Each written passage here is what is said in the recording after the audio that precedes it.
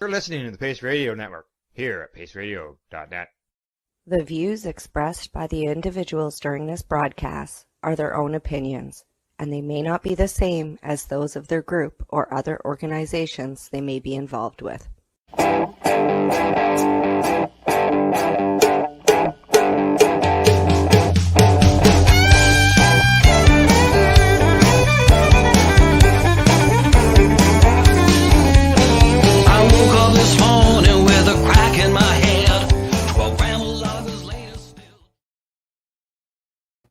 Hello, everyone, and welcome to the Pace Radio Show. It's March the 9th, 2022, and we are live here on the Pace Radio Network's YouTube and Facebook pages.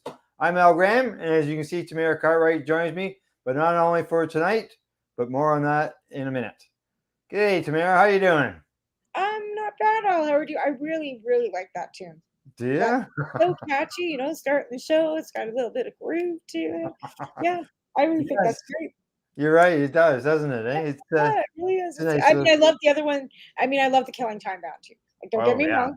I seen them actually live in concert when I was out in TY. They had the skunk party when we were out there one year, and they all played live. It was great. I have a Killing Time T-shirt.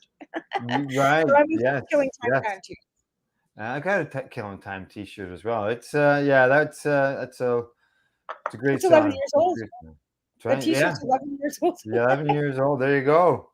It's lasting a long time, no doubt. That's like this hoodie that I got. I bought it at the 2011 TY Expo. Right. It's you call it Seed Company. Is it hemp? Is it hemp? No. The boys. Geez, the name just slipping out of my mind right now. Sorry, guys. I'll remember before the show's over. Right. That happens. So how's things going out there? How's your any snow shoveling? Yeah, I had a little bit of snow shoveling the other day. Unfortunately, I think we're on a streak 4 weeks in a row where there's been some snow either on the weekend or the Monday following the weekend. And I'm getting tired of it. I think we're due for some warmer weather. I know, right? Like spring is supposed to be here, but it snows and then it melts. So I don't have to go out and actually shovel too much, but I have to shovel like along the side of the house. But I've had to shovel this week too. Yeah. Gotta get over it. We gotta enjoy some sunshine and some warmth. I know that. We need lots of that. As long as it's not liquid sunshine. Right. That's definitely good. So I guess we got a bit of an announcement to make here to let everybody know, as I sort of hinted about it in the intro. Tamara is going to join me here full time on the Pace Radio Show. She's going to be my regular host. You'll see her every week going forward. We've worked great in the past when we've done the Grassroots Advocate, and we've done really well the last 2 weeks doing the Pace Radio Show.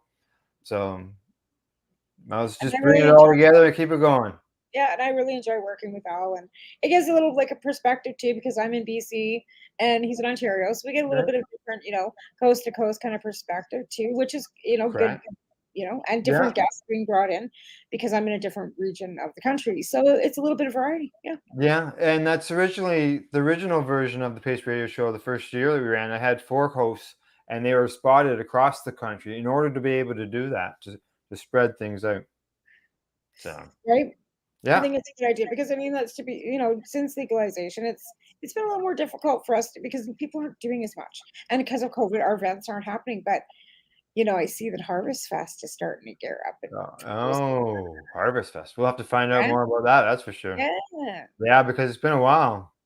Yes. Yeah. Any of the events. So being able to, if they start opening, this is a sign of them opening up. It's always been an outside kind of event anyways. It's camping. They've always been kind of outside in an open field. So because it's an outdoor event more than anything too, but a lot of them return into the outdoor because we wait till summertime. We go on boats and we go, might even Kootenai Campbellford in the backyard. So you know what I'm saying? Like there should be some, let's hope that we got some more cannabis events going to start popping up this year. Exactly. And being able to cover them would be great too. If we, even though you and I might be able to not get to the East Coast, but maybe there's somebody there on the East Coast that could do that for us. Well, because of live stream, and because we can do live streaming too, which is terrific. As long as the internet reception is good for them. I think it always has been. I think the location that they've have, because they're going into an actual campsite. Okay. So it's an established campsite. So I think it should be okay. Should be okay. Good. Good. All righty. Well, what do you say? Time to bring in our guest? Yes. Yes. All right. At this time, I'd like to welcome and introduce our guest, who is a patient. He's a business owner, and like us here on the network, we all love dogs. So at this time, we'd like to welcome Jay Olver to the Pace Radio Show, or as everybody else knows him, Ollie. How you doing, Ollie? Good, guys. How you doing?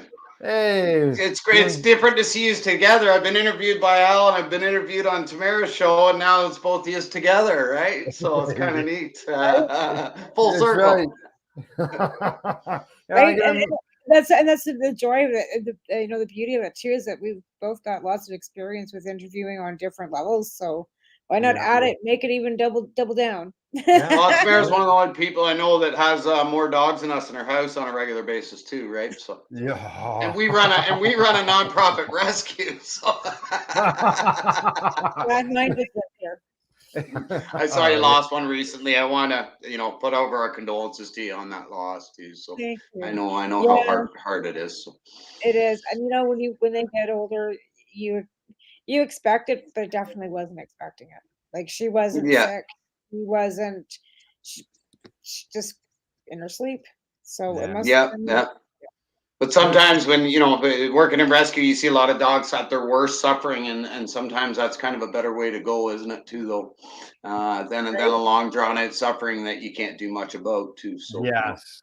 Yeah. I mean, sometimes that can be a blessing when they go quickly and peacefully. Well, that's the thing. I mean, we actually used your oil because you were, I won a contest. the one that you. And when we were doing the 7 o'clock, yeah. Right. So I won a contest, and so I've had some oil and I've got some paw salve, and I've got the skin spray, and I've got a bunch of your product here, and I've been using the oil. So Ella was taking oil. But she had no teeth. She was getting super thin. She was hardly eating anything, and you can only can't force them to eat. Right, like you can put out for them. You can try hand feeding them. You can try everything in the fridge that you can try, and cook whatever you cook. But sometimes it's just it's a hard thing. Right, and she refused like even chicken soup that day.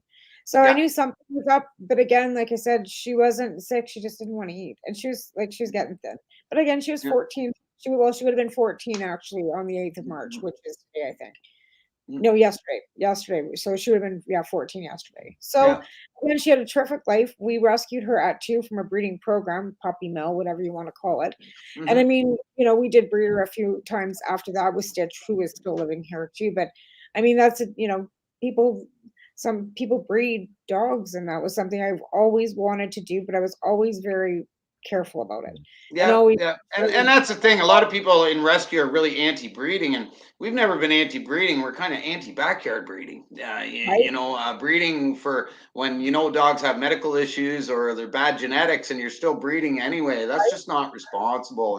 And when dollars is your motivation, like that's COVID's created that. That's for sure. Money, like my dogs all went for $420, and they went to friends in the cannabis community. To be fair, like most of my dogs, in fact, I think all of my pups have been where they went. Yeah. Right. And like I said, they were always $420, and that was plus the shipping, because some of them had to fly to Toronto, right? And a couple of them, some of them I had to drive from Coronation to Calgary to meet people at the airport so they could come and pick their dogs up, and then actually fly with them in bags on the plane. They didn't want to fly them in car. Like they never went cargo though. Like they put them in a little kennel. Those airline stewardesses take those little dogs and bring them onto the plane. That's great though, right? That's the thing with the little guys. You can't do that with a Mastiff. No. But it's okay for somebody to put out there, my big Merriman Pyrenees, needs a boyfriend, and people are okay with that. But it's small dogs. It's like, oh, you're a puppy mill, and you know what? Here's the thing: fair is fair. No dog should be bred unless it's got good genetics. You've got lines that you know where they come from. You know that you're not putting temperament, out health, all that, right? And Yeah. unfortunately, you know, like we were talking about even in the beginning of COVID, Tamara, when I did your show, was it's still the same thing out there. The price of any mixed dog on Kijiji or wherever, it's through the roof. It's really created a demand that is kind of crazy, and it was like that it's before. dollar driven. It's dollar driven. Right. And when I bought Peedles, like Peedles going to be fortunate about her in 2008. I paid $1,000 for her in 2008. So you know what I mean. So that there was a lot of money back, you know, then, and then Back then. we're always like down $500. Now mixed breeds are $1,000. They're more than that. They're $2,500. Really? Oh yeah. Wow. Well, it's like you, Tamara. Like we're a registered nonprofit dog rescue, and to like today we had a dog that just came in. He was being kept in a crate on a porch in Sudbury. People, so you know, break up. These things happen. The dog ended up there. You know, it's a lot colder there than it is even where we are here in North Kawartha. So we got him brought in. We took him to the vet. So his initial appointment, just with initial vaccines, boosters, all that stuff, $375. Well, we haven't even got the neuter yet. We haven't even got the booster yet. We haven't taken care of his ear infection yet. And our adoption fee for a male up to date on shots and microchip is $400. I know, right? Because for us, it's about the right home for each dog. It has nothing to do with dollars, right? So, that's different. It's a life. Like no matter how you look at it, it's a life. And as you see, like I've bred Piper. Like I was like in September she had those pups, and she's gonna heat again, and so has Lola. And I'm not, and all the boys here are fixed. Like I don't have to worry about it. I'm a screw up here. There's not one unneutered male in my house, and there's no more puppies coming. Like I just should. Yeah. There's enough. Trust me. There's enough being imported, flipped, bred for right now. Oh yeah. People are bringing them in on like and then they're in the parking lots at the airport. I know. Like they come off the plane and they go into a vehicle. Right. And it's and to be fair, I understand people want puppies. I get that. I understand that people want to raise, but if you want to raise it, that's a commitment. That's a 20-year. Yeah. Exactly. Like, give or take, like no matter if I have my way, keep teaching people, it's going to be more than 20 years per dog. So right. Well, it's like deciding to have a child. Looking at 20 years, and like I've seen some that are getting past that 22. Like you know what I mean.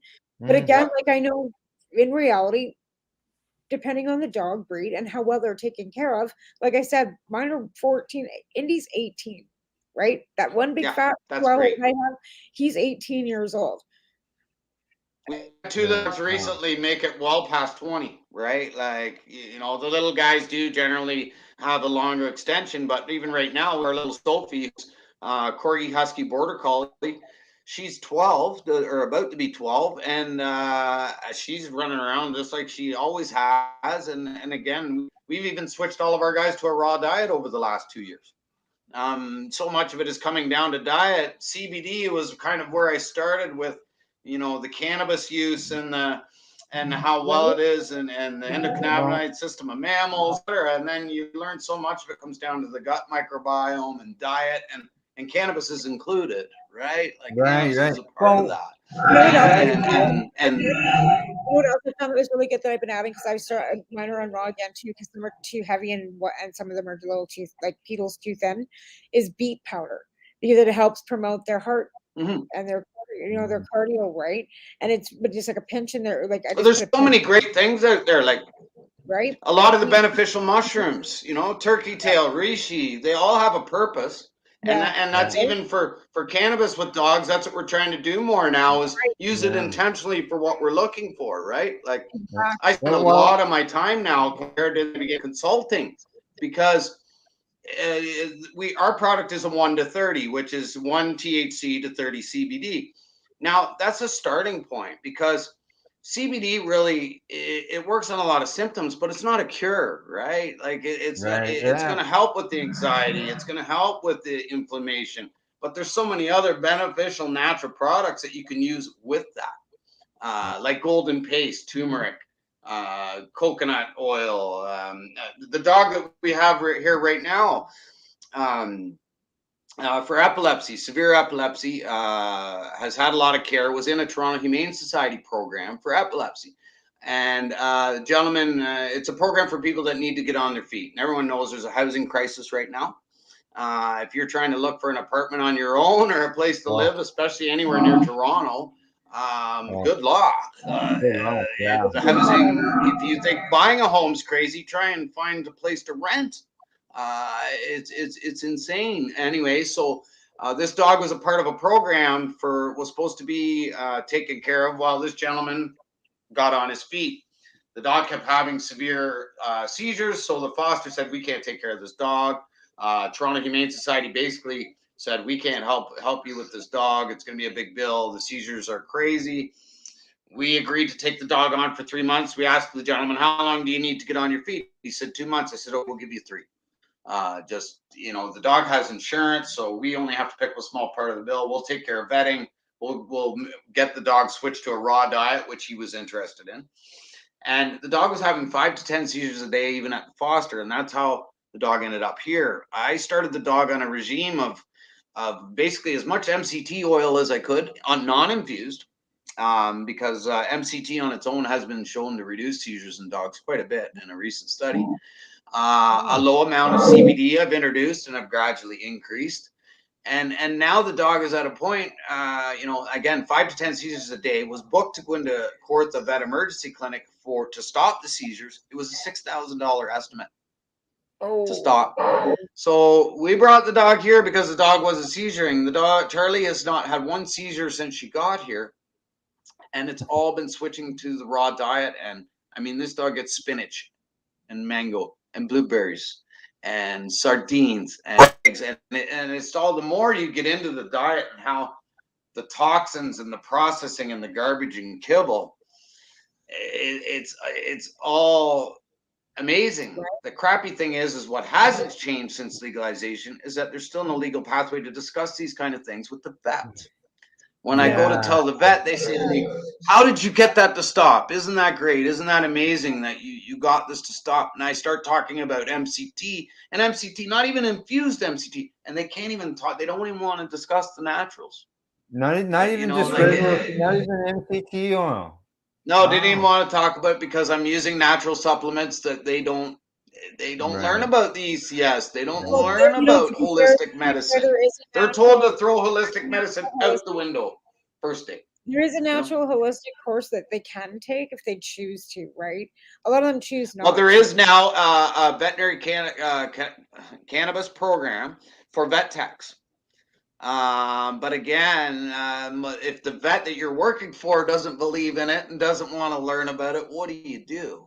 See, here's what we have to do as patients too, and like as activists, is we have to keep reminding and lobbying to get it taken off the CDSA. And that's the problem why we can't get any research done, right? This is a new book that was released, Cannabis Therapy and Veterinary Medicine, Complete Guide. It was released in the summer. It is written by vets, and it is my new book that I go around handing to vets and vet techs that are willing to learn and read. And this is the new go-to because it's written in a language that you or I are not even going to understand a lot of it, right? Or anyone that doesn't have experience, but it's written in a language for vets to understand how it can be used in therapy. And my biggest problem is I'm not against pharma. I believe that pharma has a place for certain conditions, but I believe that a holistic option, if it's available, should be a choice. In the beginning, because you should be given the fact that you can try this or you can go this way. Which way would you like to choose for your animal? The same as you get to choose for your child. For yourself, like, no, cannabis shouldn't be the last resort. It should be the first option. And I've said that for a long time. And a lot of doctors will never see it that way. But in reality, cannabis should never be a last resort. And I think it should like hand in hand, like whether it's, MS, epilepsy, colitis, Crohn's, all the things that we know that it actually works for. But again, because it's on the CDSA as an illicit still drug on our, it can't be even researched for them to and we're so far behind. Like all the research I'm following, it isn't Canadian. Most of the research I'm following is in Colombia, it's in Mexico, where they're using full spectrum oils on cancers. They're using it on animals for all kinds of different conditions, and they're not what we're seeing here is, especially with a lot of the multi-level marketing companies and a lot of the garbage products out there that are the isolates, they're feeding into the fear mongering of THC for animals. And the fear mongering of THC for animals is worse than it was, or as bad as it was for humans. Like, because we want to sell you a product with no THC, so we're going to tell you THC is bad instead of teaching you that it's all about dosing. Well, that's the dogs thing. have 10 times the CB1 receptors, so that's why they're more sensitive to THC. But they can absolutely have it as medicine. Like you mentioned, yours for a really long time. Like you mentioned, yours has got just a little bit of THC in there, and it needs that to be in there.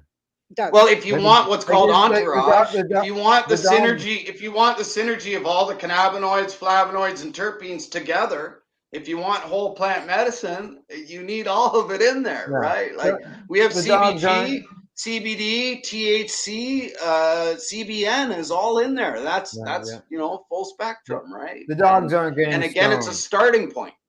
Yeah, exactly.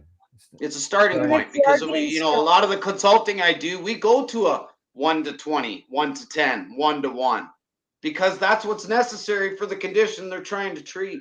But at least this is an intro to get them to see that, okay, yes, there's a low amount of THC in there, but look, you get to use this much instead of using an isolate product where you're giving the dog 2 droppers a day or 3 full droppers a day, and I'm giving my dog 0.2.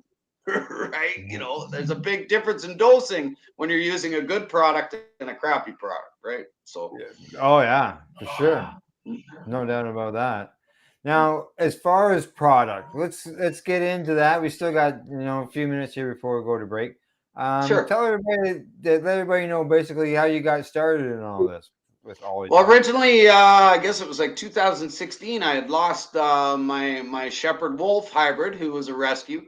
I'd lost him to cancer, and it kind of set me down the rabbit hole of CBD. At the time, there was all kinds of people selling different products. They were at every event you went to, CBD, and I kind of got suckered in by the gimmick. And I jumped on board with a guy after about 6 or 7 months because of my connections to rescue. He really pushed me for it. Then I connected with Hemp Fest. I connected with Sarah Silcox, who gave me a little bit of a lesson on what a good product should look like and what a shitty product looks like.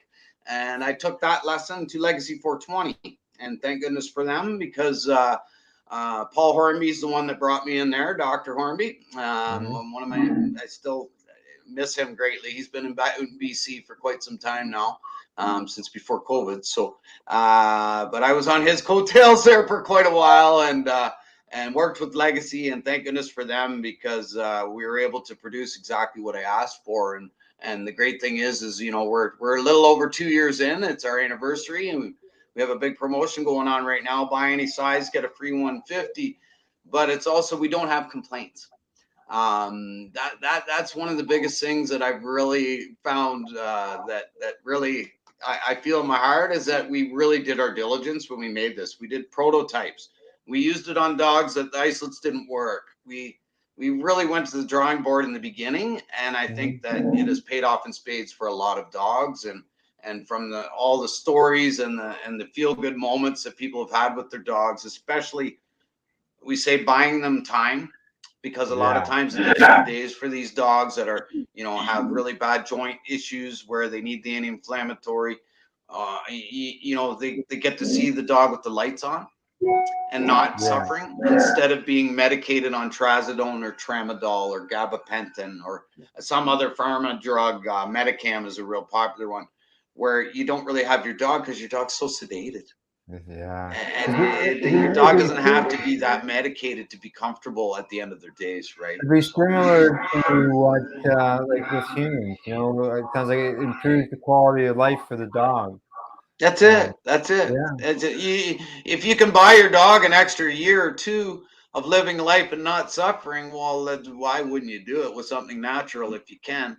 Because a lot of problems with the pharma that they give for these things is that you're shortening their life because of how hard it is on the organs and the kidney and the liver. And, right now, even this poor dog with the seizures, I'm getting milk thistle because I got to do a detox program because I know with all the medications she's been on that her liver's got to be a mess, right? Like, but again, it's like, you're pointing out the fact Medicam is not, but it's kind of like Advil well, it's like a Tylenol 3, I guess, and human drugs like the Medicam per se.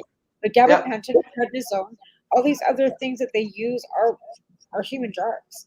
They just use them in way smaller doses. So here you're giving your dog like prednisone, like I've got to get a stitch, like a half tab of prednisone every 2 days or whatever it is for his heart, because it's a steroid, which will help inflammation and around his heart, right? So but it's so hard on everything else, right? Yeah. So, and gabapentin is just funny you mentioned that one, because I mean it's the new go-to in the veterinary medicine world, because it's been proved to be so harmful and detrimental in the human pharmaceutical world, and the negative side effects and mental side effects in people is that it's really cheap now for vets to prescribe. So I brought up to quite a few vets when they give me gabapentin for just about everything under the sun, is that I'm like, why are you giving me this for this? Why are you giving me this for this? And they're actually giving me the medicine and admitting it, that they're giving it to me for the side effects, not even for what it's meant for, which is specifically nerve pain. Nerve pain. They do that with a lot of medication, like even for humans. Like, don't get me wrong, because a lot of the drugs that we're on right now for pharma were meant for one thing that are actually being used for something else. Like, even like Zyban, for example, or Wellbutrin for non-smoking drugs, Chaplex. These are all antidepressants, and people quit smoking. That's how they discovered they worked. Right. So, and here's the side effects to these antidepressants for you to quit smoking is suicidal thoughts. Wow, these antidepressant people quit smoking. We got something great, right? But again, it's all side effects that they've noticed from like them not working for what they were supposed to, I guess. I don't know. And like I said, as long as they can make dollars off it somewhere, right? Right. And again, like I said, I know that there's specific pharma that are life-saving things. Like, like we need to have pharma for certain things, right? And my doctor is really good because she always offers me both. Like, for hot flashes, it was primrose oil or gabapentin for some reason. It's like, but see, that's the way it should be. Here's an option. Right. Which would you like to try? And same with your pets. Like, but that's the thing. Like, you're not going to the vet. The vet's not saying, "Well, why don't you try this CBD oil first?" And rather, here, let's give the dog prednisone. Let's give the dog this. Now, to be fair, I use oil and the CBD tinctures and stuff for my dogs, and I have for almost 2.5 years now. I think that's what's actually why Stitches and Indy and everybody is so good, to be honest, because they're not on any. We use it as a preventative. Every one of our dogs in this house get it every day. Right? Every day. And they're back on raw too. And again, I'm using a little bit of beet powder. I've got some kelp powder and stuff that, they get like mixed in with their stuff. And I've got quail eggs that I also mix in with their. Oh, cool. Excellent. And I give them a little bit of kibble too, but like just because they're so used to free ranging, it's kind of like just for them to have, because they get bored. They need something to chew. Well, the big difference is when you're doing raw too, is they're not chewing the bones. No, there's no bones. There's no bones in my raw. But that's the thing. You have to give them something to help clean the teeth. Right. Because that's the only good thing about kibble is that it helps clean the teeth. But I also, and here's the thing too, and I give my dogs like Royal Canine. Like we use Royal Canine. It's one of the better dog foods out there. I find Encana being told, because my vet said that totally being grain free is not good for them. They should have a little bit of I don't know. Again, it's like your children, and this is what I say to people: do your diligence and make your own decision. What you think is best for your child, your dog. So I do Encana and a little bit of Royal Canine, but like I said, they get a little bit of quail eggs mixed in with their kibble. So. Like every once in a while, I don't do that all the time either because the eggs are too rich for them all the time too. At least for mine, it just makes them fart. So and it's all how they tolerate everything. We don't want any of that going on. Well, I mean, it's all how they tolerate it. It's the same as with CBD. We start low and go slow, right? Because it's all how they tolerate it. Because that's right. We don't want an MCT or anything anything that I add new to the diet is always in a super low amount because I want to see if they're going to have a reaction. Then we're going to go a different way, like, well, like and so you then can, people think that just pit bulls have crappy. These are miniature pit bulls, and they have the stinky parts just about the same line as bulldog does. So yeah, we have to keep an eye on the quail eggs. yeah. Well, it's a lot of protein, a lot of vitamins in those little things, eh? So Right, you've got me yeah, pretty much convinced that I'm still telling my wife that we're going to start raising them. So you really should. Like seriously, like I'm down to only having like 7 of them. I've got 2 females that are off in a cage by themselves, and they're just laying on like fertilized. And I've got another cage where I've got 1 male and 4, and I'm selling gave a bunch of eggs where the girl gets a hold of me and she goes, "The quail eggs you gave me are hatching." I said, "Yeah, it takes 17 days." Like yeah, from like they're quick crazy. hatchers. They're laying eggs in 6 weeks. Well, Like there's 6 nothing healthier for you or your animals, right, than to be having your eggs coming right from your backyard, right? So, Yeah, just like getting your vegetables back there too. That's right, right? Growing your own Too cannabis. bad up here we can't get our fruit. You know what you're putting into it. So same with your, cannabis. As a patient, you're growing your cannabis, and you know what you're putting well, into I it. mean, and that's another reason I got into this is because so many people, they don't have the ability to make their own. I mean, the best way Oh, is to big grow your own, time. make your own, right? It Yeah. really is the Well, best way, but a lot of people don't have that ability, especially seniors. Like a lot of seniors have little dogs, and they're not going to get into growing weed yeah. when they're Right? 70 if they've never touched a plant, right? Right. But That's at right. least we have a good product for them that they can trust, and And it's unfortunately, affordable. with all these gimmicky ones out there, so many people try it and they don't try it properly because they have no Yeah, idea about dosing and they buy the gas station bacon flavored yeah. bullshit. And Yeah. they don't care, those companies, though, because they just want you to buy one bottle. They've Yeah. made their money off it, Yeah. right? Right? All right. That's right. Let's go for a break and we'll get into all that on the other side. Sounds good. How's that? All Then right. I'm just going to do this quickly. We're just going to light a candle. It's 8:30. Slava Ukraine, and for the spirit of the Ukraine. Thank you. Hopefully, peace for everybody soon, right? That's right. Exactly. All right. Off to break. My new joint host, Tamara, and I will continue our discussion with our guest, Olver. This is the Pace Radio Show. We are live here on the Oliver. I know. There isn't even an I in my last name, but hey, I'm trying to remember not to put the I in there. Like it's hard. It's hard. Trust me. Yeah, right? I gotta think there. So, all right. We'll see everybody on the other side. See you shortly. All right. You're listening to the Pace Radio Network here at paceradio.net.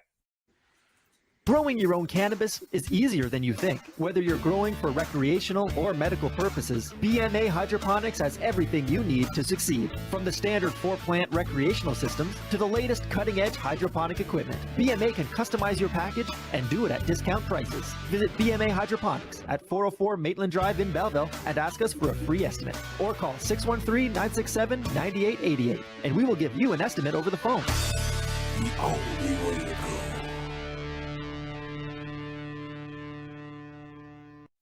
In February of 2022, the Victoria Cannabis Buyers Club and Ted Smith were fined $6.5 million. This for helping 8,500 patients with access to medical cannabis. In our interview with Ted, he spoke to us about how people can donate to help in an upcoming court challenge. And here is part of that interview. From what I've seen lately, I believe that you've got something that you're trying to do as far as fundraising to deal with this next court challenge. For now, people can write checks directly to Jack Lloyd Law Corporation or send e-transfers to save the VCBC at gmail.com. I guess those are the 2 easiest ways for people to help right now.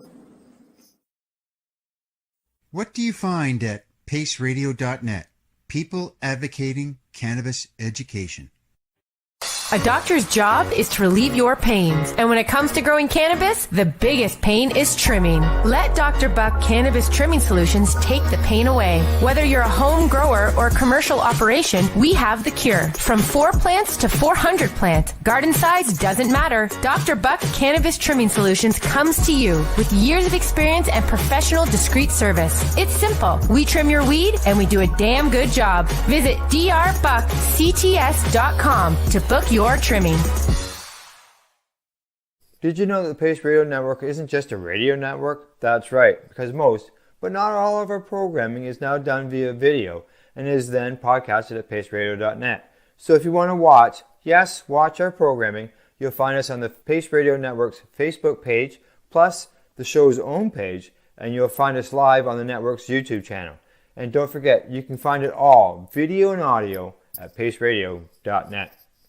At Legacy 420, we believe in being different. Experience the difference of quality control. Our labs provide tested formulations for all of our products. Experience the difference in trust. Our customers can trust that we are following up-to-date COVID precautions for their safety. Experience the difference in accessibility. We're open 7 days a week. Please visit our website, legacy420.com, or contact us for curbside pickup as well as nationwide mail order shipping. Legacy 420 values overall wellness. Come and experience the difference of Legacy 420. You're listening to the Pace Radio Network here at paceradio.net. Hello and welcome back. You're watching the Pace Radio Show, and we are live here on the Pace Radio Network's YouTube and Facebook pages. And if you miss our live shows, you can always catch them at Pace Radio's website, paceradio.net and paceradioshow.com. And as you can see, I'm joined by my new joint host, Tamara, Cartwright, and Ollie of OliDog Pet Wellness. Got all that out. Good job. Ollie, Ollie, I was watching you during the commercial break there and during the Legacy 420 commercial. Your product is on display. And at that point, you turned your head. You just missed it. I went, oh. No, I actually caught it right at the end. I saw it. I did catch it. I'm sure you have product that you can show at your place, because I've got a couple of your things just over here I could grab. Do you have some stuff? Want me to grab it? I'll see what. Deb, can you grab? Let him show what he's got. Yeah, actually, I'll be back in 1 second. All right, go ahead. Yeah, he's got. Just so people can when they go to Legacy 420. Listen to that, eh? Oh yeah, I've got one rolling around here. That's where I had to run off to it too, because it was catch. On the bed, I set off the fleet. The fleet woke up. But there's let's see if I can do this. Up. Right on, yeah. Up. All right, spin it around. There you go. Yeah, OliDog CBD hemp oil, 500 milligrams. You got it. You still have the so so we have a 150, a 300, a 500, a 1,000, and a 2,000. And we also have a color-coded dosage chart that we use that comes with every bottle. And it also has my personal phone number on it, because I'm not a person that likes to, I'm not on social media much. My wife handles all that. But I would rather speak to someone personally when they're starting out and they don't feel comfortable. Just to reassure them and to get them a starting point, because a lot of those people, that's the hardest part, is just getting started. Yeah, you were talking before the break about, people grab some CBD oil that they see at the gas station or somewhere. You've obviously, you've connected with Legacy 420, you've connected with Dr. Hornby, and you've done research, and this isn't something you're just finding anywhere. And we call it the AAA that we basically formulated it for, which is arthritis, allergies, and anxiety. And again, it's to treat the symptoms of it. It's not to cure. A lot of companies are claiming CBD cures this, cures that, cures whatever, and we don't make those kind of claims. We say also we're not vets. Consult your vet, but if your vet doesn't want to discuss cannabis, move on to the next one. They're going to have to start to learn, and we need more holistic vets. To be quite honest, there's very few knowing that you around. knowing that you do these consultations and you're giving out your personal phone number for people to contact. You're putting a human voice and a a human behind that your product versus something that you just don't know. Buy online, click and buy on Amazon, right? And unfortunately, there's been a lot done, and down in the States, it's pretty Wild West down there because of the Hemp Agriculture Act, and it's opened it right up. But the amount of products that are out there that aren't going through any kind of testing, you see in the COAs come back, and there's not near the CBD, if any, in some of them, or there's way too much in any of them. And again, this isn't recreational for dogs. There's nothing recreational about it. This is medicine. And if you want to accurately dose your dog, you need to know exactly what's in the bottle. That's the question. Are you growing the Are you growing the cannabis that's going into your product? No, all the cannabis is being sourced by Legacy 420 through their sources, but I can tell you there's not a building in Ontario that anything with any issues with microbial solvent, etc., won't get through their door. We do a COA, we do small batch at a time, and we do a COA every batch. So we don't put our COA on the site because I want people to call me with the barcode on the bottle and ask me and tell me what it is, so I can tell them exactly what is in the bottle in their hand. Because we do small batch at a time, and we do a COA every time. So your bottle doesn't have a range.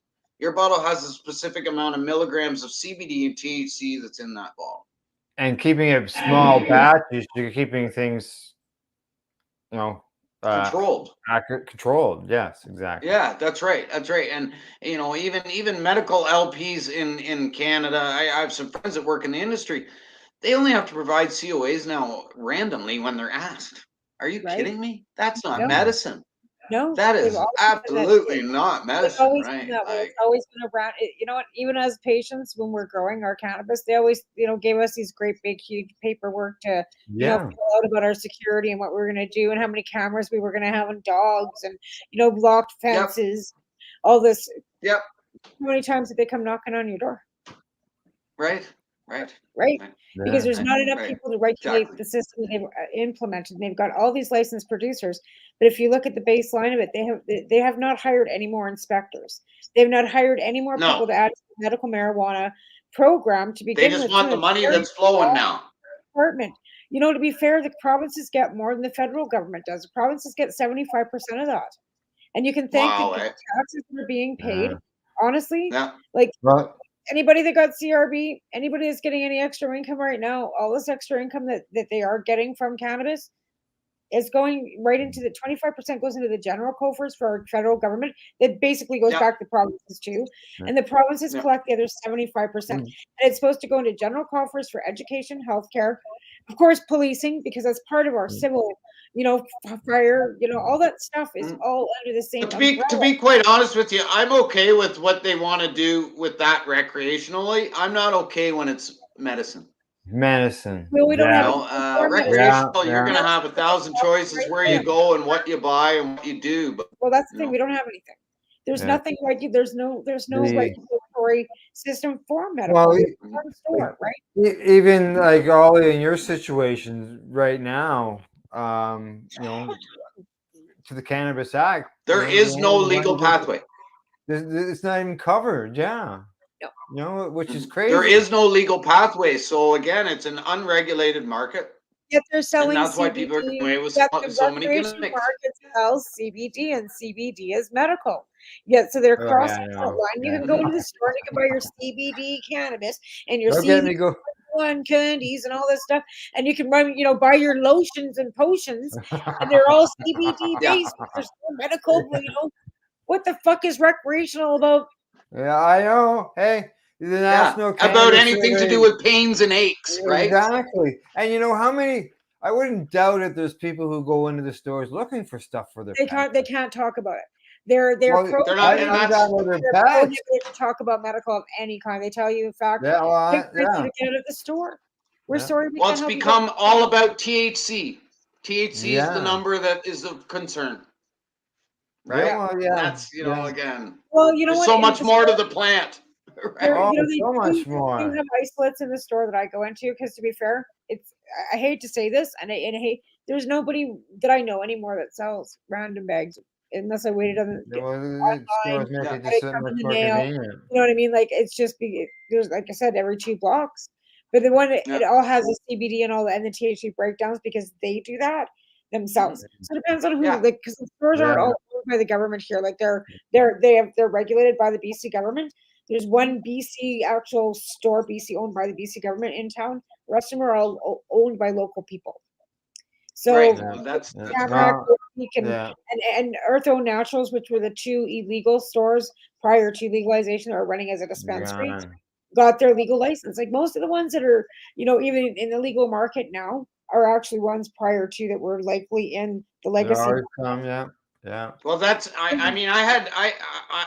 so happy again that I found Legacy 420. Like I had to turn to the indigenous and the fact that Legacy 420 had the best lab that I could find. Oh, yeah. Yeah, they don't have far it. above and beyond. To me, they Yeah. were a true medical dispensary before we saw a medical dispensary. Yeah. They were They were already doing that way. prior to. They've always been like that. That's one Oh, thing. it's full, They've always been like that, yeah. right? Anywhere that Dr. Hornsby's gone, there's always good results. And like I said, I met Dr. Hornsby like, I don't know, 12 years ago, whatever, at TY. But he's also like been Haley's doctor, Cheryl Rose's doctor. Again with the nasal sprays, right? For epilepsy. That's all his. And he's the one that I got them for and started using them with dogs. Right. Right. Yeah. Right. Yep. That's all good and stuff. that's how it's sad that those people that have taught us are going to be not around to teach us anymore. We got to keep teaching because the whole thing about entourage and full spectrum and whole plant, I don't want to stop hearing that. Like this whole picking it apart and making synthetic versions, and I think for each person, we're all individuals. Each animal and mammal on the planet is an individual, and I think for each there's a plant or a combination of cannabinoids and terpenes that is going to work for you and work for what ails you. And again, it's combination with diet. We can't eat at McDonald's every day and take cannabis as medicine and think we're going to be well. Well, you know what? Like our friend Jack Kungle always says, you gotta get that crap out of your system. Yeah, that's it. Yeah. Even myself, I quit smoking cigarettes. I was a pack and a half a day and doing all these healthy things for my dogs for the last few years. I decided that, I'd gotten rid of alcohol quite a few years ago, and it was time for the cigarettes to go. And then my little boy was born on the legalization anniversary, little Ollie Jr., and he was born on 3rd year legalization anniversary. So which is kind of pretty cool. And so I'm hexing him with the Ollie nickname, and he can deal with the fact that there's no I in his last name too. So.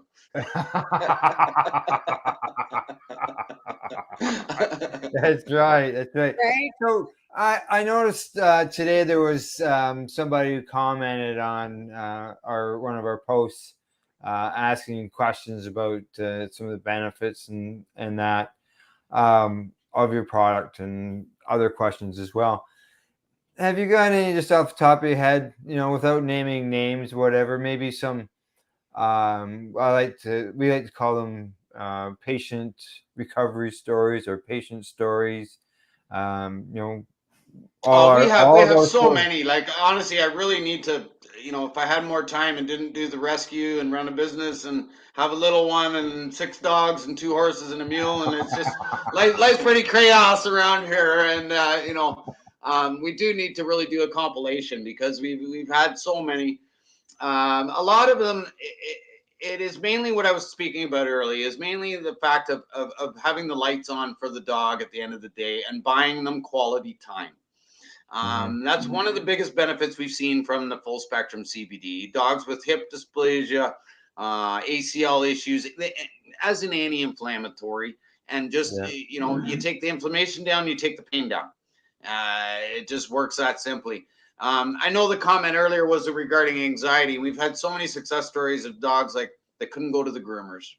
And now they're on it daily, and then I get them to give them a little bigger dose right before they're going, but half an hour 45 before. And when we get the story back, oh my goodness, my dog was amazing at the groomer today, and those are, we just have tons of those, right? And that, again, that's been our best thing, is that we're just not getting the complaints.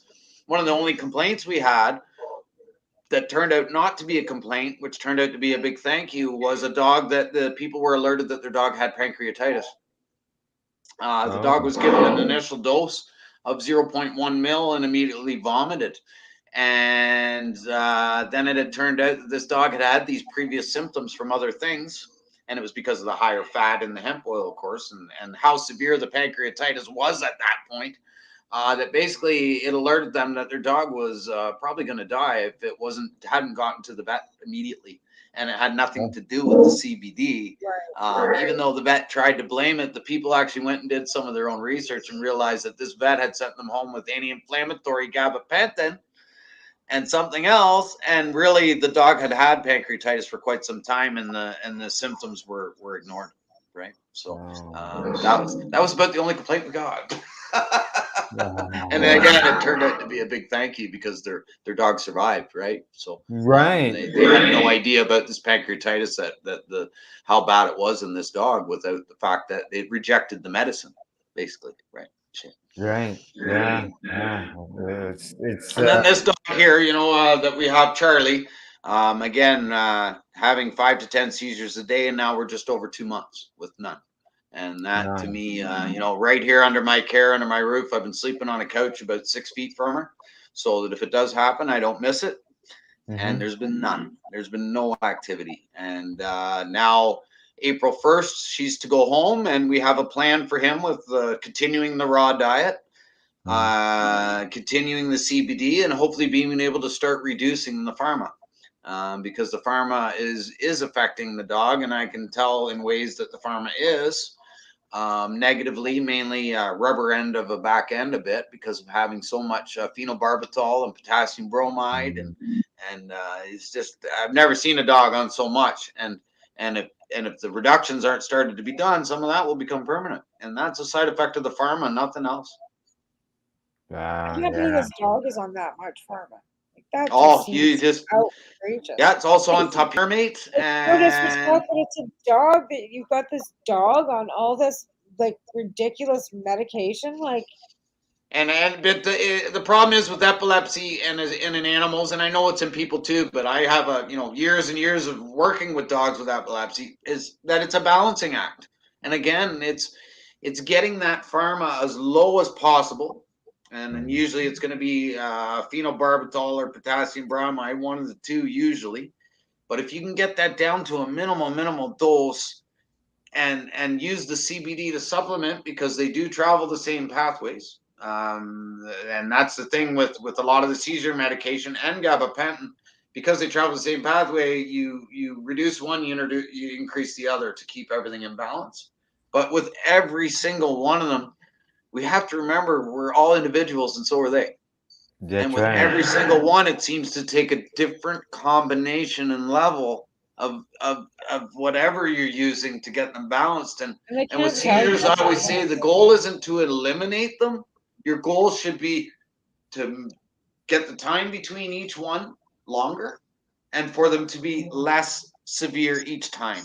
And if you're doing that, you're getting somewhere, right? Like if you're just coming out of the gate and you want to get rid of them forever, you're going to disappoint yourself, and you're going to really let yourself down. But if you look to just keep improving the distance between each episode and the severity, and that's where you have to go and find that balance. And it has to be really done in baby steps, in my opinion. Yeah. Any that have epilepsy, like nobody has seizures. Yeah, it's an awful thing to deal with, and sometimes it's something underlying congenital or a brain tumor, or you have to eliminate a lot of things. And sometimes when it's underlying congenital, we had one that was a runt that, like clockwork, every 2 weeks, he was the runt of a litter. Every 2 weeks, this pup would have severe, and it got to the point where we had to let him go.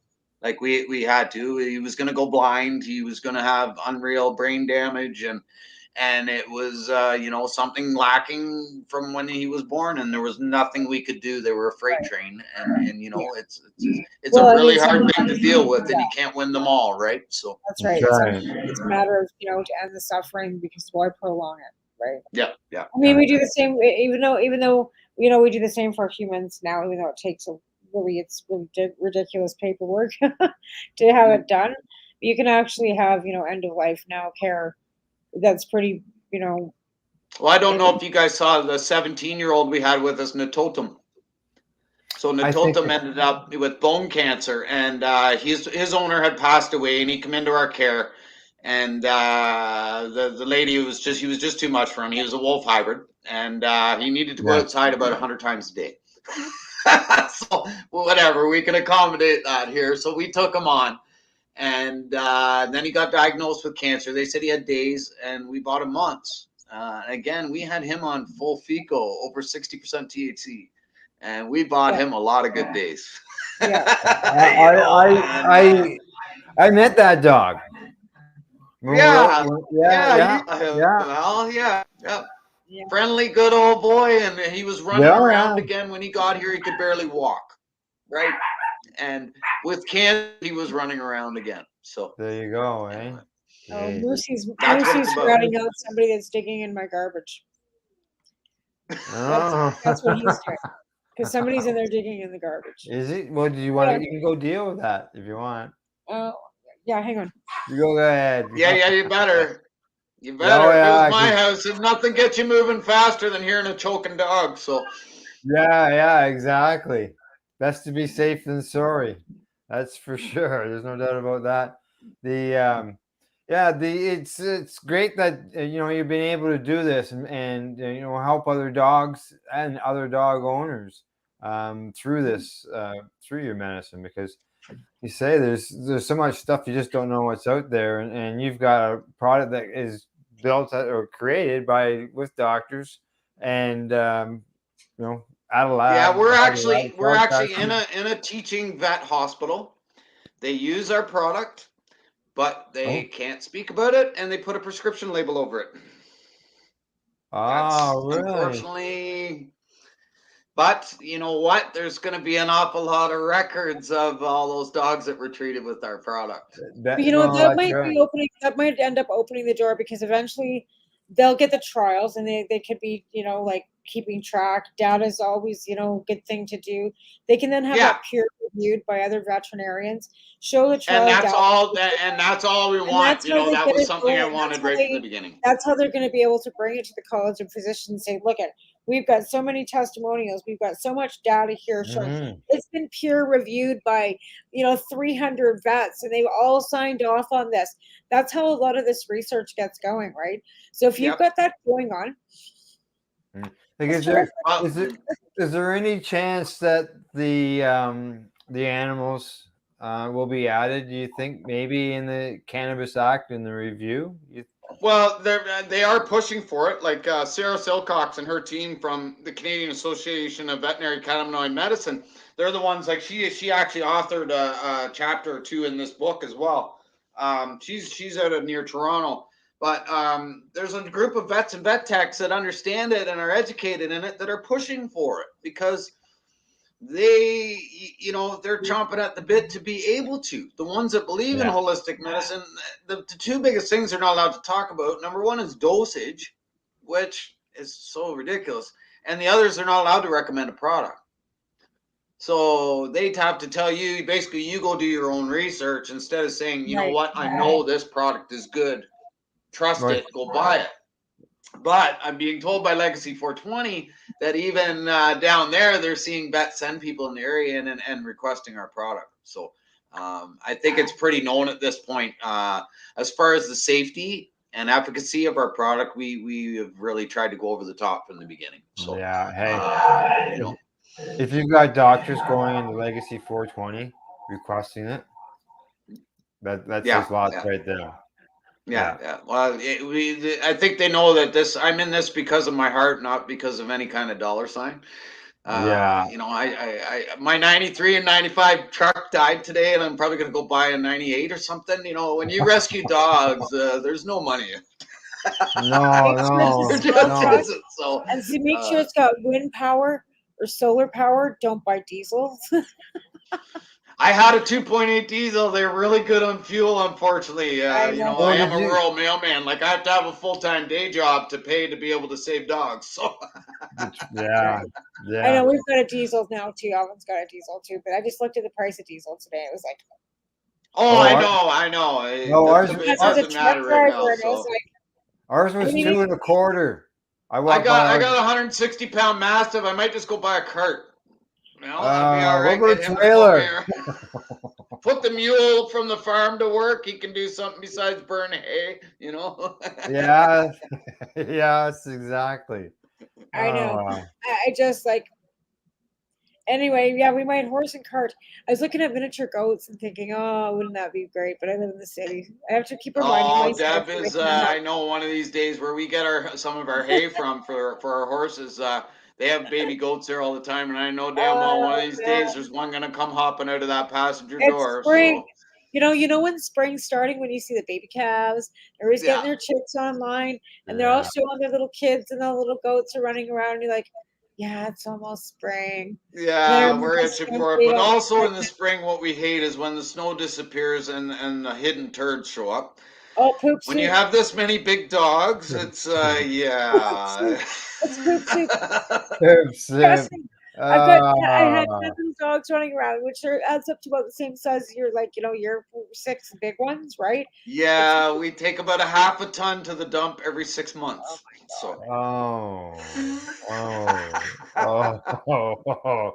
Yeah. Well, hey, I walk my dog in town. I have to poop and scoop, so you pick up a half a ton of poop a year and just probably or even more. You just don't realize you just pick it up in 3 handfuls a day rather than 17 shovels twice a year. Right? No, it just we have 30 garbage cans and we just keep filling them and Hey, I know somebody who did that every spring. And then the dump, when the dump doesn't like to see you coming, you got something stinky in the back of your truck. The dump complaining about the smell. Right? Like, that's the thing, because I live in town. We have a transfer station, so they can't wait for that bin to leave. Yeah. That's right. And they do I have that red room, right? So all winter long, they just don't bother going outside. They just, kind of use the deck. So it's 18 bottles of bleach in the fucking spring and taking the hose out there and hosing it off and bleaching it. Yeah, I'll still take sunshine though. I'll take the poop soup and sunshine because I'm done with winter. I'll keep scooping. I'll keep walking and scooping. I was like, my yard doesn't smell like anything. Hey, with our guys all being organic, it's actually pretty good. It's compared to when they were on kibble. I mean, on kibble there was so much waste, but now that they're on organic, it's crumbly, it's dry, it's not near as smelly. It's actually not as much because most of the nutrient is being used up, right? So crap. All right, break time. We're done with this crap. Yeah, that's right. No more poop soup talk. All right. Okay. When we return, Tamara and I will be right back with our guest, Jay Olver. You're watching the Pace Radio Show. We are live here on the Pace Radio Network's Facebook and YouTube locations. See you on the other side. You're listening to the Pace Radio Network here at paceradio.net. A doctor's job is to relieve your pains. And when it comes to growing cannabis, the biggest pain is trimming. Let Dr. Buck Cannabis Trimming Solutions take the pain away. Whether you're a home grower or a commercial operation, we have the cure. From 4 plants to 400 plants, garden size doesn't matter. Dr. Buck Cannabis Trimming Solutions comes to you with years of experience and professional discreet service. It's simple. We trim your weed and we do a damn good job. Visit drbuckcts.com to book your trimming. At Legacy 420, we believe in being different. Experience the difference of quality control. Our labs provide tested formulations for all of our products. Experience the difference in trust. Our customers can trust that we are following up-to-date COVID precautions for their safety. Experience the difference in accessibility. We're open 7 days a week. Please visit our website, legacy420.com, or contact us for curbside pickup as well as nationwide mail order shipping. Legacy 420 values overall wellness. Come and experience the difference of Legacy 420.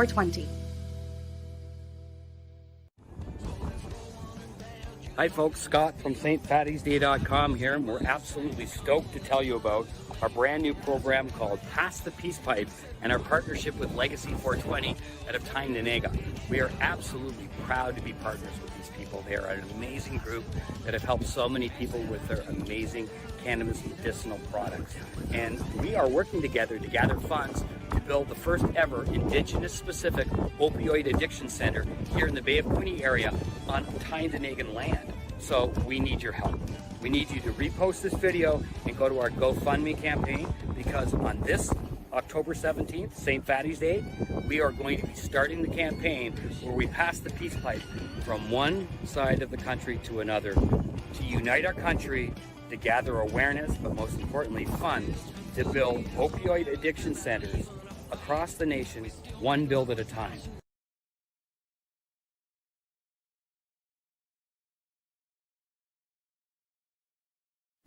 In February of 2022, the Victoria Cannabis Buyers Club and Ted Smith were fined $6.5 million.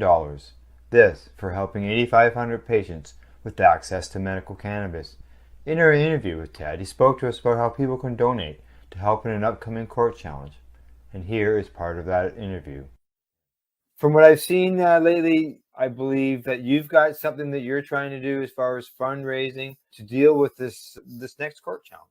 For now, people can write checks directly to Jack Lloyd Law Corporation or send e-transfers to save the VCBC at gmail.com.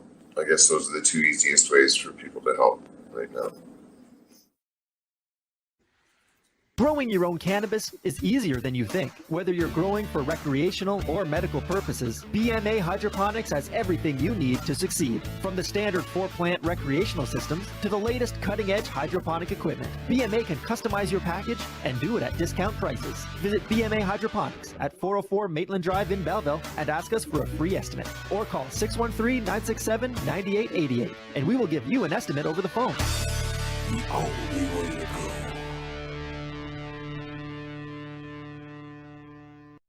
We are people advocating cannabis education here at paceradio.net. Hey, welcome back, and thanks for tuning in to the Pace Radio Show. We are live, and we are at the Pace Radio Network's YouTube channel as well as Facebook. And as you can see, Tamara is here as well as Ollie from OliDog Pet Wellness. And we're talking I see Tamara came back with the dog, too. No, the dog just kind of makes his way over. And now he's like watching something out the window. And I can't, he's just, it's just Stitch. He's all, this dog has been on my butt his whole life, and he's 13. So he's worse than having a kid. Like worse than having Taven. At least Taven got, Taven grew up and he wanted to stay away from mom, so it wasn't like having a baby sitting on your lap anymore. Now it's just this dog. That's like me. I'll find myself a wedge in it doesn't matter how big of a couch we find. I still got to try and find this much room on the couch, right? It's unbelievable. Right? Alvin they can just find a way to stretch out that much more with each dog, I tell you. Right? Alvin comes home from work, crawls into bed, like when he does come home, and like we're both left with like this much room on the bed, the rest of it's all dogs. Yeah, that's massive. Bronson, if he decides to go running in the night, you're heading off the bed. There's nothing you can do about it. So if he goes running in his sleep, you know it. Yeah. Well, they pretty much run the show. Like, let's be fair. Like when you've got them, they're even out. Like Al's like, we've been on doing grassroots in the morning. You can hear the dog whining in the back. It's like, oh, I got to go outside. Yeah. Or she's laying on the deck. And he's can you hear her pawing at the They're part of your family. They are, and they train us well. They do. Really. They're at expert level at it. Right? Yeah, they're very good. They're very good. Like mine, Mine always like to go around the track at the fairgrounds, one lap around. Well, she's learned that she goes 3/4 the way around and turns around and starts walking back. She get an extra quarter in there. She gets an extra 3/4, so she gets an extra half a lap like going around. I walk away from her and even go out of her sight, and she still just stands there waiting for me to come back. Come on, we're going this way, Dad. Let's go. Right? They do. I'm well trained by all of mine. Tell me what time they get to go out and what time breakfast is and what time treat time is and time bedtime is, all dictated by them. So I can't even clip maybe a nail. the little guy can change some of that. I don't know, but and they're all losing their minds. Like I clip one nail, and it's like, okay, we know we get treats. We don't care if we get our nails clipped up. You cut somebody's nail. If I clip my own nail, they're running for the treat bag. Like they just hear that. So I clip like you break the nail and you keep your own nail. Yeah, they're all like Lola's doing the spins, and like, where's the treats, Mom? I shouldn't even say that word because if I say it, they're gonna all come running. I know. See, even for us, because of having a newborn, we've had to adjust and come up with new words. So instead of saying, is it time to go outside, we come up with a different dessert name. So is it time for them to strawberry shortcake? And then we got to change it every few days because they'll catch on to the word you're using to go outside, and you got to change it to something else. Like they got us, Yeah. Use the word. Who's teaching who, right? Exactly. Stroll is another word instead of WALK. Right? Yeah. No, we can't even spell around here anymore. No. They got it down bad. No, you can't do that here either. You can't even spell because then it's I was on your website earlier when I was doing the post, so I could include your website in the announcement. I see you got something else there as well as the oil. Something for the paws? Hang on, let me grab. Do you have? Oh, the paw balm. Yeah, so that's a product that Legacy 420 makes with CBD distillate, and it's a really nice paw balm used for in the winter when they're out there in the salt and etc. Or in the summer from the hot asphalt or their feet get burned or singed at all. And it's also really good for any kind of tiny wounds or nicks or scrapes on the paws as well. We've used it on quite a few of our guys around here, right? We're out in the country and when the dogs go over to the farm, they can get into all kinds of stuff over there. So yeah, I imagine. Yeah. I'll bring Tamara back into the screen here when she returns. There she is. Okay. This stuff here, I used it on the big dog.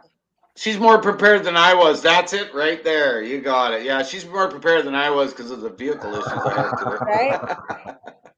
So when we had because she was a bigger dog, these guys, to be fair, they are not outside long enough to worry about it. But we have used this, and it's beautiful. So there's that, but this was because the girls were really. Remember, we were talking about this all how Pink, Petal, and Peanut were, and this was before Peanut passed away. Peanut's already been passed away. Just for being inflamed up. But they were so red, like they almost like their skin was like. Because Petal's a pink dog, anyways, because she's white. But the ends of their feet was rusty. So there's also this that you sent me. Yeah, it's an all-natural pet release spray. Now, it's not a cannabis product, but it's all natural. It's vegan, gluten-free, all that stuff. But what it is our guy that has allergies, the same thing as you, Taz. He's the guy on the bottle. We couldn't get anything. We had him on Apoqual, steroids, everything. We spray him with that, and it's just been amazing. And for any dogs, a lot of the stories we get that it works for amazing. And it's got a really nice flavor, and it's like smells nice too. Like it's beautiful. It's got lavender. It's the lavender. Yeah. It really does. So, like I said, this is which also helps calm them down too. To be fair, I actually like this. I'm gonna have to get some more of this because it's got that Bach 3 flower ingredient in there, and that's what it is specifically for, is calming. Yeah, but and the lavender as well, right? Another thing with the paw balm, what we use it on our dogs for is on their noses. Sometimes dogs get a scrape on the top of their nose, and it can be rough and raw. We use that paw balm on there. Oh, incredible how quick it'll heal. Do they? I talked to the vet about Tessa because Tessa had a black nose like dogs do, and then all of a sudden it went pink. And like I was worried about sunburn and stuff on her nose. Well, some dogs do. Like again, Yeah. it's all to do with the pigment. Our Taz, again, who's on that bottle and who's kind of always been our spokesperson. He's American Bulldog Pity, but he has super sensitive skin. He's very sensitive to cold, very sensitive to heat, very sensitive to sun, everything, and he will burn if he's out in the sun. And again, he's got a lot of that pink pigment, and because he's so sensitive, we've used the paw balm and the spray on him for multiple things. And the CBD for the internal. So yeah, and white dogs seem to be a little more sensitive to the sun rather than your black dog. Like at least that's what I've absolutely to temperature in general. The dogs with the lighter pigment, they kind of when winter's coming with Taz, because as soon as it gets below 5 degrees, he wants a blankie. And he's going to let you know he wants a blanket. These guys are all under only this one. He's just got to be wherever I am. He doesn't. Yeah. As long as I'm with you, Mom, that's fine. We have child gates all over our house now. So we have gates to keep everybody where we need to keep them. Right. So Taz sounds like he's doing good. I haven't seen him since OliDog Day down at Legacy 420. He's doing great. Like, and again, he was our first tester. Him and Aguajo, my other wolf hybrid. Him and Aguajo were our first testers on the raw. And then seeing how amazing they both did, we switched to everybody. And all our dogs are kind of at an ideal weight. We have a weight scale here because we are a dog rescue, and it's nice to be able to check the weights. And they're kind of all at their ideal weight on this diet. And to see how healthy they are, none of them are overweight at all. And to see how muscular and fit Taz is at 11, 12 years old, is pretty amazing to me. See him spinning around, chasing his tail like a puppy at that age, especially an American Bulldog, because the bigger the dog, like he's a 100-pound dog, the bigger the dog, the shorter the life. Unfortunately, that's just the way it works. And to see him thriving at this age is incredible to me. Another additive we're using is turkey tail mushroom as a preventative for cancer, and we're using the full spectrum CBD. We're not using it specifically for anything except a preventative on some of our dogs. And why wouldn't you? That's at the end of the day, these are the things I wish I knew before I lost a lot of my dogs, because I know a lot of my dogs might even still be here. And from what I've learned in the last few years. Dr. William Courtney, he always describes cannabis as a vegetable and should be part of our daily supplement. It should. Hemp, again, hemp hearts is something that we also give to the dogs, because even hemp as a dietary aid is great. And super high in omega the CBG, what's coming out about CBG and CBGA, even the mother of all the cannabinoids, and how beneficial it is, and ingesting it and as part of your diet. It is, again, it's not about getting high. It's about fitting all the right keys into the right locks, and it's about homeostasis and balance, and it can all be achieved with this wonderful plant, or at least it's a big piece of the puzzle, right? Big piece of the puzzle. Yeah. It's been taken out of our diet worldwide, animals and people. The omegas that the hemp seeds have in them as well. Like one thing that they've always said, you need to be in completion of it all. Like you said, the keys will have to be fitting, but there's so much benefit to it. You mentioned the word diet there. Like when they, basically they outlawed cannabis and hemp and stuff all over the place. That took that out of the food diet, out of the chain. Right, because if it wasn't getting to the livestock, it wasn't getting to us, right? And we weren't eating hemp porridge or hemp anything anymore, right? Because it wasn't there. And all of a sudden, we got all these autoimmune illnesses going on. When you look back, and I mean, it goes back to bigger things, and where does all money flow to? And I mean, we're in a time when pharma is the biggest corporations on the planet, and a lot of what they do is regarded is to do with dollar signs, right? And last thing they want us to do is heal ourselves, right? They really don't want us to do that, right? So.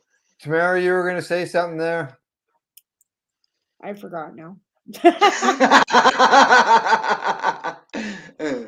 don't know. Probably, but I forgot. Okay. Yeah. No. All right. You look like you were going to say something there. Yeah. She went off on a tangent. It's okay. That's what happens when when you've got attention deficit. You take some vape and go, I forgot. Squirrel. You become a dog. In reality, though, it's like like I said, because of the fact that you're right, big pharma, and that they don't really want us to cure ourselves. But in reality, we've taken that upon ourselves because there are different choices when it comes to holistic medicine, and the ability, the fact that we are able to make that choice and seek out these people. They're not being blocked. They're not being told that they cannot practice, because there's holistic medicine, there's holistic doctors and stuff here. Well, that's it. My hands aren't tied. The vet's hands are tied, but my hands aren't tied. And I'm going to tell you what I think is best for your dog. Exactly. So you know what I mean? Like they're people can take everything that they've got the ability to find out, whether it's through veterinarian that either sees the fact that natural medication and pharma pretty much go hand in hand, right? And they should go hand in hand. And I said that at the beginning too, like cannabis and all these other shouldn't be the last resort. It should be the first choice. Option in the beginning, right? Like not a first choice, but say like when they're offering, like I said, my doctor, it's like primrose oil or this, right? Where and it took me a long time to get her to realize that cannabis was working. But when it comes to my anxiety, she never says, well, do you want some drugs? Because she knows I use this for my anxiety. Never once has my doctor says, well, your anxiety, maybe I should give you some Wellbutrin. She goes, so how's that cannabis working for your anxiety? It's good, like, because I don't want to be given a bunch of prescriptions for anxiety, right? Well, and again, a lot of these medications are the exact same for dogs as they are for humans. You can go fill the prescription at your vet for 3 times as much, or go get the human version at your pharmacy for 1/3 of the price. Right. Exactly. How does that even work, right? Like, I think anyway, and again, we're trying to extend life, not shorten. Exactly. Let's face it, we can't spay our own animals. We can't, we can't neuter our own pets. Like, you know what I mean? Like, that's not a whole lot. We do need them for certain things, right? But I'm not about to take a stick out of my wolf hybrid's leg without sedation and suture him up. Nope. No. And they do go to school for a really long time, but the cost of vetting, it is just like, it's ridiculous. Like, that's why when people say that, well, they can't afford to vet their pets, they can't take their dog for a vet check every, whatever. They really can't, because they've outpriced people with low income to be able to have a pet. And actually, that's one of the reasons we're switching gears here at our rescue, because we do, we've got a nonprofit. I've been involved in rescue for 30 years, and I've done a lot of behavioral dogs, and I took a bad injury, and and we're kind of switching gears because there's a need for people to help with dogs with medical cases. And that's where we're going to switch our gears more to medical cases and seniors, because at this point, when it comes to diet and helping them that way, we can. And I mean, even this Charlie with the epilepsy, that's the thing. Her owner basically ended up on the street couch surfing, and he's trying to take care of an epileptic dog. Well, that kind of instability, you're never going to be able to get ahead of the seizures. And, they were recommending euthanasia. Now he got a chance to get on his feet, and he's going to have a good home and a setup for her. He has insurance in place for the medications and anything regarding the epilepsy. And he can carry on with this dog and hopefully just continue with the no seizures, and it was all done with diet, right? So. Yeah. And if you're not stable yourself and you're houseless, living anywhere, raw feed, you have to have a freezer. Like, you have to have somewhere stable to keep the food. It's not like, so kibble is really easy if you're houseless. You can just put it in your backpack and take your dog and go, which is, unfortunate, because anything that's actually good for the dog, you have to keep in a fridge or a freezer, right? So we had to buy 3 stand-up freezers once we decided to switch to raw, because we decided the only way we could afford it is to buy it in bulk. right? So we couldn't afford to just be going and buying these nice little raw packets at the designer store. We needed to go to the manufacturer and get a truckload at a time. So. I just bought a whole cow. To be fair, like we just finished paying off a whole cow, so I could put that in my freezer, and that will be cheaper for me and my dogs than actually buying dog food at the and for us to eat ourselves. And believe me, that was like it took a lot. It was like it was hard to get that. Some work, right? But it's some work when we get our load in from Montreal, because we try to fit every single brick that we can in to max out the space. It's literally a couple hours of packing freezers with bricks of meat. Right. The things we do for our dogs, right? So, Oh yeah, they are dogs, man. They're just like our kids. That's right. That's right. And that's, again, a lot of what we've been talking about the whole time is, at the end of the day, it's up to you to make the decision for your dog. Yeah. And one of the biggest reasons I've been involved in this is because I'm a voice for the dogs and what I believe in, because they can't speak. They absolutely can't tell you this or that or the other thing. You have to speak for them. And at the end of the day, you make the decision for your dog the same as you would for your child, and what you think would benefit them the best as far as diet or care. Find out that if there is a natural option, that might be the better way to go for your dog to live a longer and better life, and for you to get the results you're really looking for, So now here, like you said, but of course, same with us, like parvo. I don't know what your levels of parvo out in Ontario are, but I know out here it's not that bad. But a lot of the dogs coming from the northern reserves it comes with them, right? Like, that's one thing too. Like, why another reason why we need to have veterinary services too, right? Especially as a rescue as well. Because these dogs have to be vetted. They have to have a dog would not live with parvo without being vetted. Right. It's that simple. Yeah. That's because like I said, I don't think there's anything natural that we have found anywhere besides having them to have the vaccination or whatever for that. I've never found anything. Nope.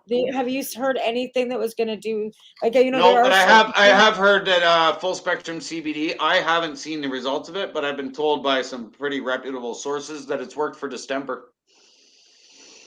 I wouldn't doubt distemper. Distemper is another thing, right? But again, like I said, but parvo is something like here. No, parvo is horrible. Right? Yeah. So like I said, I just don't want to, if you ever watch an animal pass away from parvo, I have. I lost it. It's just.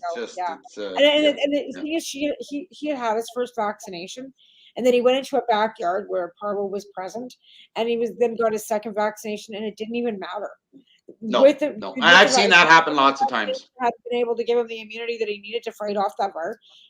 It was horrible. It was horrible to watch. Well, he went through that. And there's whole litters that come down from up north, and the problem is a lot of times when these dogs are being transported from the northern reserves and stuff, is that if one of them gets it on transport, they just about all do. And then you've got a whole load with it, and I mean it's a fight. It's a few $1,000s per animal to try and save them, and IV, and they don't leave the vet. They either leave better or they don't leave. And that's how parvo is. It's really important that because like I said, some people, like I've heard both sides. Vaccination on parvo is a big thing for dogs. You should really do that. Yeah. We got and again, it's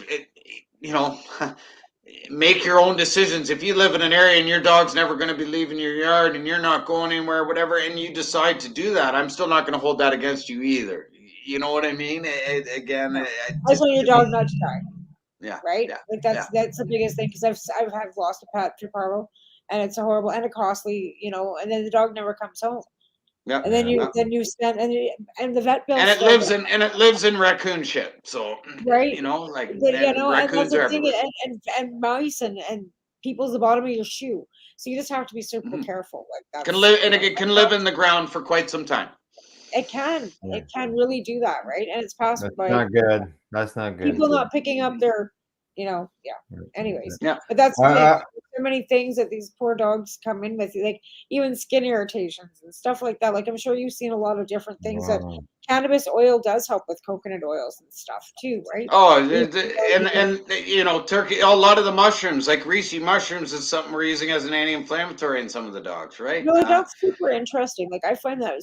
So what are you giving to them? Like you're grinding it up and making it into powder? We buy certified organic powder. We actually just recently found a great source for a lot of these things. And like another thing we have coming right now to do the detox is milk thistle. So, yeah, but we're buying all of these mostly in like when we can in organic powder, so that we can just make our own and mix it in with food. Right. So. Yeah. Because milk thistle is really good for even your own liver because of. As far as detox, I mean, and again, I think it's just going to be something we're going to recommend to any dog that has on epileptic medicine, because some of the phenobarbital, potassium bromide, the Keppra, the topiramate, all that stuff is so hard. It's like a really high level of that. Like, isn't that like almost the same as benzenes? Oh, it's unbelievable, right? So, and that's the thing. You all of a sudden end up in liver failure or kidney failure. That's not good. That's not right? good. And even the vets will tell you, which is sad, is that, well, we can't up this phenobarbital anymore. It's at the max it can go with a lot of these dogs. And it's like, okay, well then here, can we add in a little bit of CBD and see what happens? Can we put a drop in and go from there? Well, that's what you have to lose. But that's the thing that's bothersome, is that they're waiting to the dog is at the very end of its life, and they're just, well, you got nothing to lose. It's either gonna help or hurt. Yeah. Right. So why not? Offer it here. Why not try it? Why not try it? Because exactly. When the side effects list is next to zero. Maybe your dog will get a bit of the runs, or maybe it'll vomit a little bit, or something. And we're not even seeing that. But why not when it might help whatever is going on with the animal? Period. Right. Right. Well, you two, it's about on the hour. 9:30 Eastern. That went by super quick. Yeah, it did. Hey, I got a couple comments here, just so you know. Sure. These are from the Daga Doctor. Earlier, he commented about CBG. There you go. And you guys we brought that up and talked about that. Yeah. He didn't catch the beginning. Well, I just don't want to see it to be the new isolate, main isolate that they're looking at. I still want to see the whole plant with CBG in there. But anyway, the Daga Doctor missed the beginning of the show. And so they asked if you were using cannabis for dogs. So I told them that you were, and absolutely. that you produce the oil as well.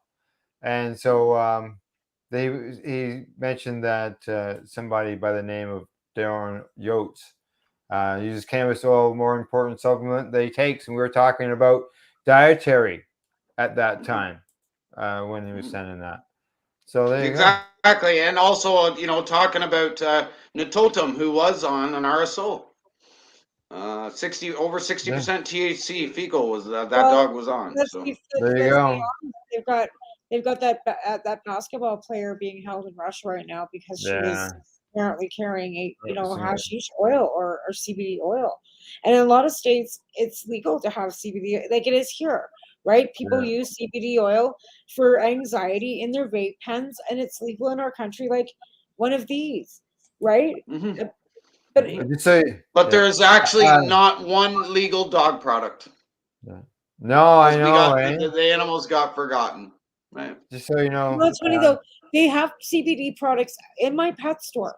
Like one of the pet stores that I go to on a regular basis, not your CBDs, but she has a line of CBDs, CBGs, and I'm not even sure of the name, but she's got a whole line of it. She's selling it in a but again, I asked them for a COA. A COA, okay. I'm not using it. I'm just saying, like No, but that's the problem. Is that there is lots. I'm seeing lots on pet shelves, but a lot of them that we've tested at the lab don't have any CBD. Don't have in them. anything. Yeah. Right. It's hemp oil. You can take hemp oil that you buy for $20 a bottle, dump it in, and go, here's some CBD. There you go. I agree. Yeah, I see the gimmick, right? Oh, I don't. Right? Yeah. Just so you know, the Daga Doctor still watching. and they say, just let them eat human poo. Yeah, no, I don't think so. I No, don't think I that's don't the think so. Yeah, I thought I'd pass that on. But yeah. Hey, wait, maybe he wants to come and help me do some dog cleanup. I got a yard that needs it. So Maybe, you know. Go the other way. You're not going to get parvo, maybe. I don't know. I've never heard. Not here. No, exactly. All righty. Well, it's time to do a shout out. Let everybody know where they can find you and where your website is and so on and so forth. Yeah, so the main site for ordering any products, and again, it all depends on the size of your dog. It's easy to follow, and it does come with a dosage chart. And one thing I also want to mention is that there's a free observation chart that we tell people when they're starting out to download from the website. It's www.olidogpetwellness.ca. Is to keep track of your own, because you know your dog better than anybody else. Better than your pet, better than anyone else, you know your dog. So I tell people to keep an observation chart when they start off with their dosing so that they can see when there is a difference. Because a lot of times when you start off at 0.1 mil, say, but according to the weight of your dog, after a week or two, you're not seeing the improvements you're looking for. You increase by only 0.1 at a time. There's no jumping up to full half mils, 1 mils. There's no doing that. When you're looking for that therapeutic dose, you start low and go slow is the same as humans. That's why we've made all the different sizes, so there's an appropriate starting point for each dog. So, right. We're also on Facebook, and again, it's OliDog, which is OLIDOG. It stands for obedience, loyalty, and intelligence. My wife will tell you I'm not that obedient. The other two are stand. And then we're also on Twitter and Instagram. Again, I don't know the handles because my wife does all the social media and I do the dog stuff. All right. Good. Well, OliDog Pet Wellness. Right? Yeah, that's your website. And OliDog Rescue. And OliDog Rescue, exactly. There is more to that human poo story, but I'm not going there. It's about dogs getting high. Yeah, it's about dogs getting high. So, Tamara, you got a shout out? I'd just like to thank Ollie for coming on and talking about, the great dog rescue and all the times that, that he does spend and that's appreciated because a lot of people don't recognize the people behind the rescues, right? Mm-hmm. The ones that put their time and effort into making these dogs and making sure that they're well and healthy and able to be rehomed, because that's tough. Like because a lot of these dogs come in with problems, health problems, like you're dealing with right now with this dog that's got epilepsy, and so make sure that you make a huge donation to your local rescue. Pick one and donate we some money. We appreciate it. Again, like what we're talking about, we spend more on each dog vetting. Each dog costs us over $1,000, and then we adopt them out for $400 because even if you go into your we just want the dogs to go to the right homes. Because I know that there's a few here in town that have like the rescues where the vets already got accounts already set up for them so they can bring their dogs, and because these guys rescue cats and dogs and all kinds of things too. Besides, we have the BCA. So like I said, I just want to thank all the dog rescues as well as you, because you're in Ontario and I know that there's a larger area that you take care of too, and you're specifically taking care of their health needs too, which is super important. So that's all. My shout out is to every dog rescue out there, and for all our listeners and anybody that's watching. I know Betty White Day, everybody opened their pockets. Well, that still continues. Yeah, it was one of our better days for donations. That's for sure. Right.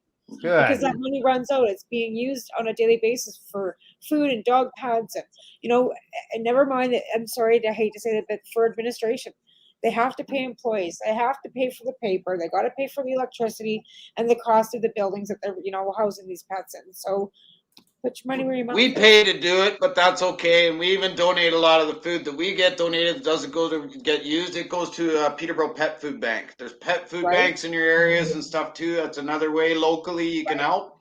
If there's a pet food bank in your area and you can donate a few bags of food, it goes a long way. Absolutely. Absolutely. Good stuff. Good stuff. Sorry, Daga Doctor.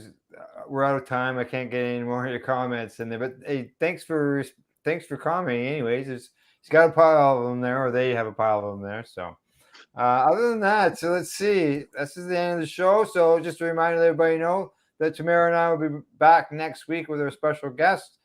Tomorrow, catch the Reef Reporters. Cindy and I, we go live at 10 a.m. Eastern. You can find the Pace Radio Network on Facebook. We're on Twitter. We're on Instagram.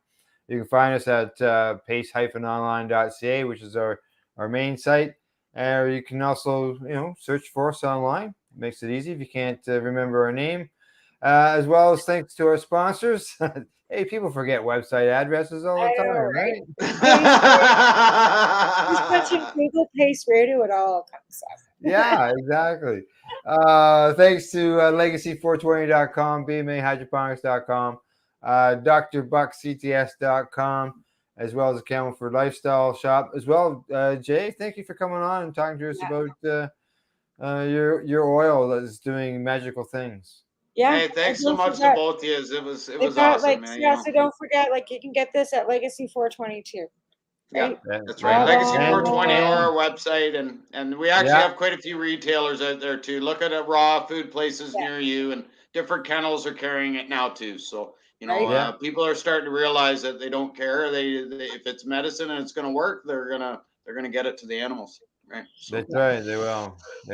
That's for sure. Tamara, thank you. New joint host. They're on the show. Yeah. Did all right. We got along. We didn't. We didn't travel over each other today. I'm learning. Which is good. You're just getting that timing down right. So you just never know. All right. Other than that, big thank you to our watchers and listeners for tuning in to the program. And good night. See you all next week.